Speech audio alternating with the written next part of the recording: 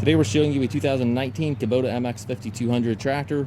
It's a four-wheel drive open operator station tractor with a Kubota LA1065 quick attach front loader.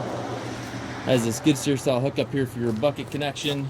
The tractor has approximately, I want to say 50 or 60 hours on it, whatever it is there. Very, very low hours. Practically a new tractor.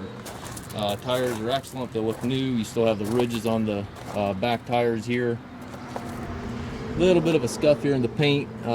Very, very minor. Again, tractor looks practically new. Has the telescopic arms on it back here, so you can slide those arms in and out when you're hooking implements, which is a nice feature. 540 PTO, drawbar, top link, everything's there. Has the foldable rollover bar.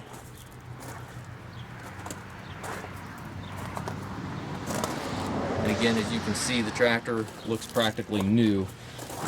Barely any paint off of the floorboard. It's got the gear transmission, high-low range back here, and then your your forward and reverse shuttle here, and then your 4 gears in the center.